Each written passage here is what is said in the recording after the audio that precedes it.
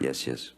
Oh, yes. I was filming a film called Black Mass in Boston, and Miss Hurd had come with me. Um, um, and I had to, for the film, I had to. There were very early calls to work because I had a number of prosthetics glued to my face and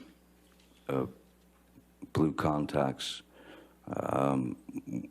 so that I could resemble the actual. It's based on the true story of James Whitey Bulger, and so I had to go in quite early to get the prosthetics glued to my face and all that, and work. Then you'd work, you know, the whole day, and then at the end of the night,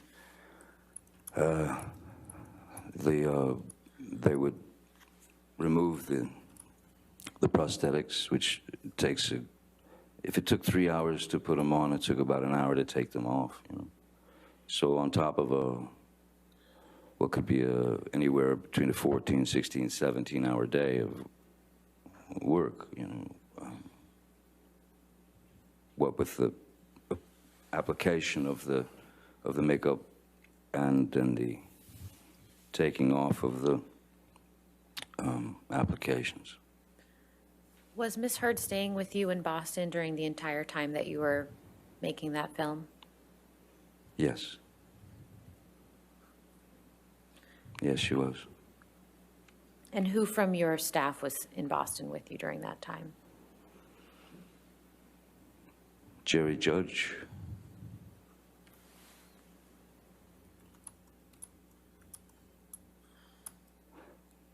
Keenan Wyatt, Stephen Duders,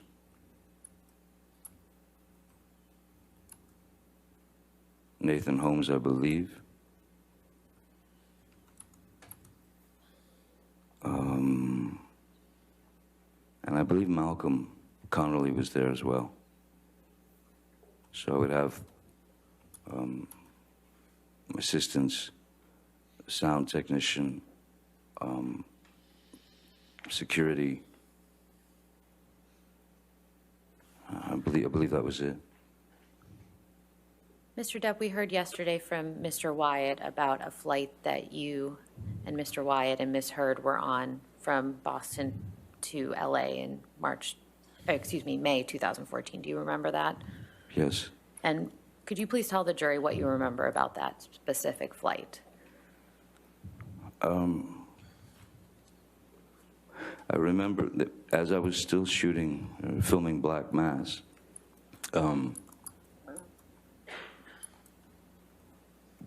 before I did Black Mass, the film, my sister Christy and I were talking about the oxycodones that I had been.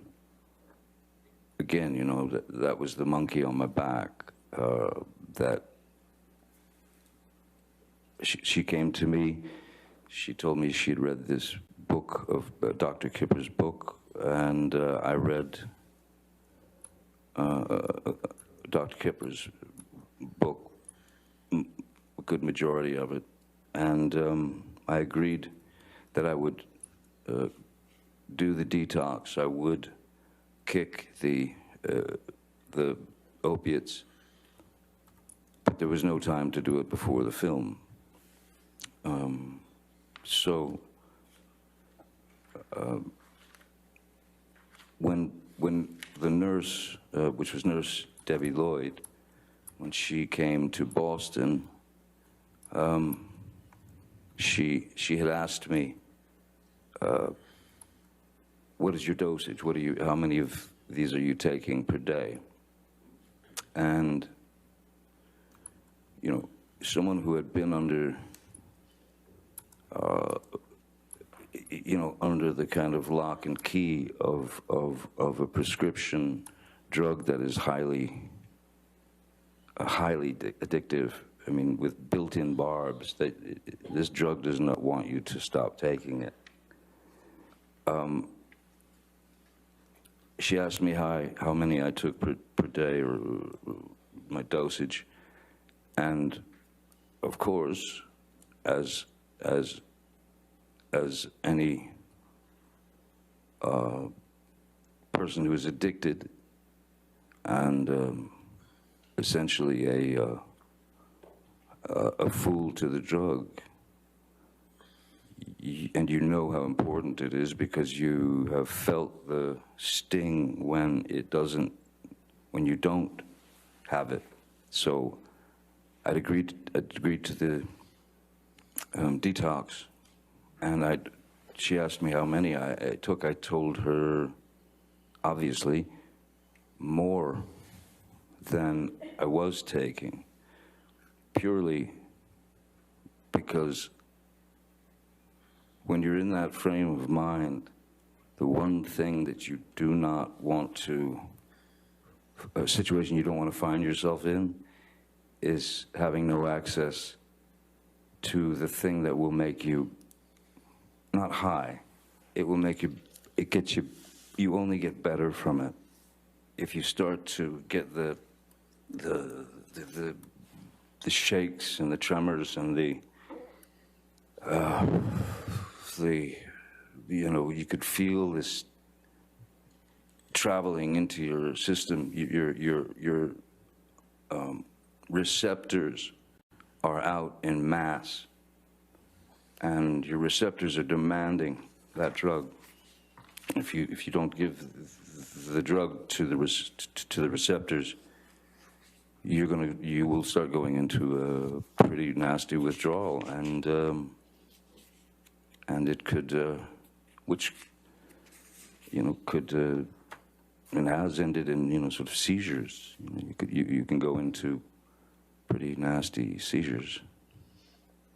So I had told Debbie Lloyd more than was necessary, so that I could always have one or two in my pocket on the just in case, so I didn't find myself, on a plane or anywhere without one in my pocket to stop the inevitable body cramps and nausea and stomach cramps and seizure of the bones and the shaking, and also it's quite an emotional ride as well. So yes, before the flight, Amber and her assistant, Savannah McMillan, wanted to be picked up in New York and then have the plane fly to Boston to pick me up, to bring us back to Los Angeles.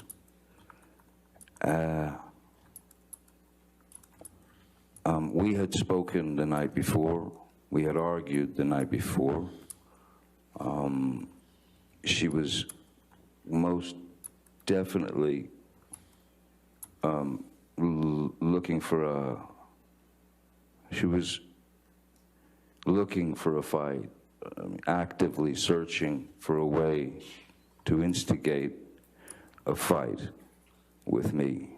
And I had taken 2 of these opiates, these roxycodones, and I can tell you now, some of you may be very, very well aware of this. Opiates are extreme downers. So if you have enough opiates in you, you will essentially go on what's called the nod. You'll just drop into sleep. So I've heard the words blackout used, and there's a grave difference between a blackout from alcohol abuse, because that is a person who has ingested enough alcohol to render them they can still behave and they can still stand and talk and scream and yell and cry and do whatever they do, and never remember a thing. And generally they're always embarrassed by it. A blackout is a very, very different animal to the opiate taking you into dreamland. So when I arrived on the plane, I was not feeling any pain, and I knew that she was ready for some kind of brawl, and I sat on the plane drawing. I was drawing in my notebook. She would verbally heckle, hassle, accuse, poke, prod physically, you know, poke and prod psychologically, emotionally, and finally, you know, as was my, the one thing I learned, if you're gonna hide someplace from somebody, go straight into the bathroom. So I walked back into the back of the plane. I grabbed a pillow and I went into the bathroom, locked the door, and lay down on the bathroom floor and went to sleep. And that's where I remained for the rest of the flight. How much, if any, alcohol had you had before you got on the flight?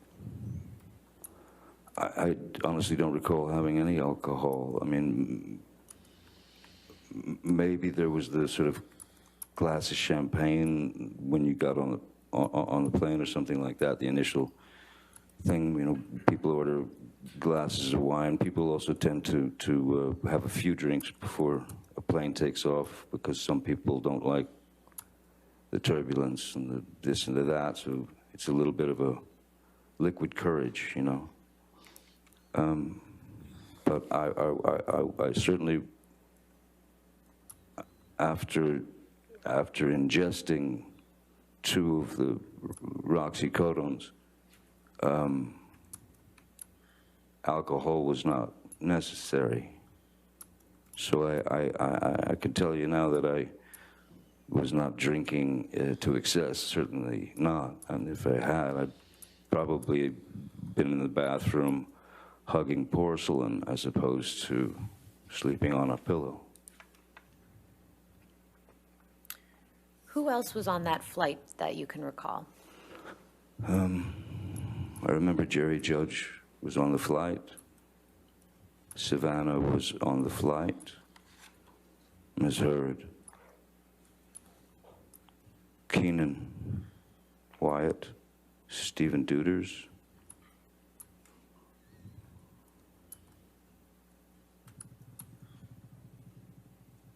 I believe that's it. What do you recall happening after you arrived back in LA?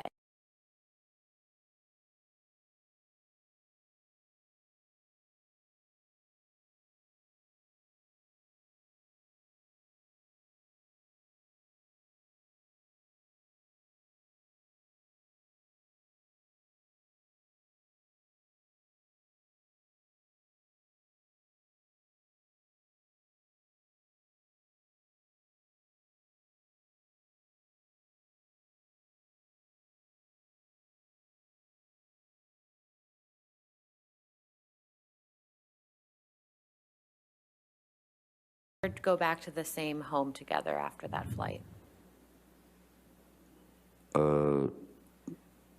No, I don't believe, no, we didn't. I don't believe we did. I think she had decided if this is the time.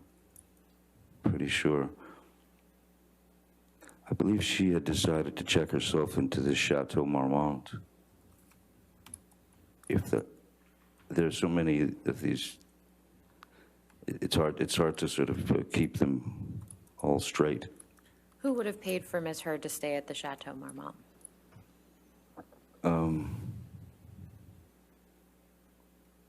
I would have paid for it.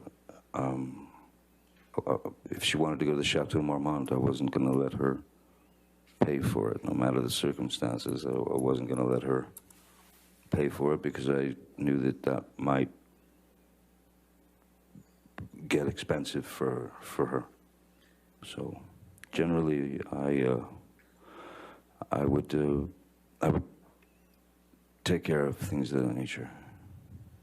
And why, did Ms. Heard tell you why she was staying at the Chateau Marmont? No. Well, I mean,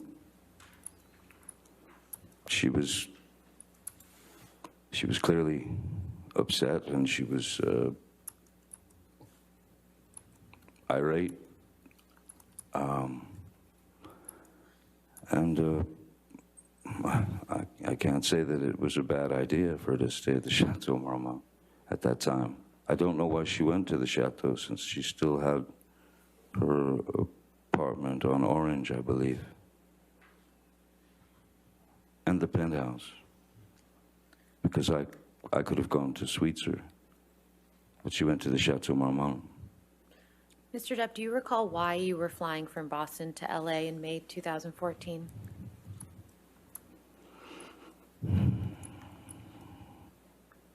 I can't remember if it was a break from the film or if I had finished the film, and that was before we went, well, before I was supposed to go to the island to detox from the opiates. I think Is that I'm about to switch gears, so Okay, if this is a that's- good time for a break. All right. Oh. Ladies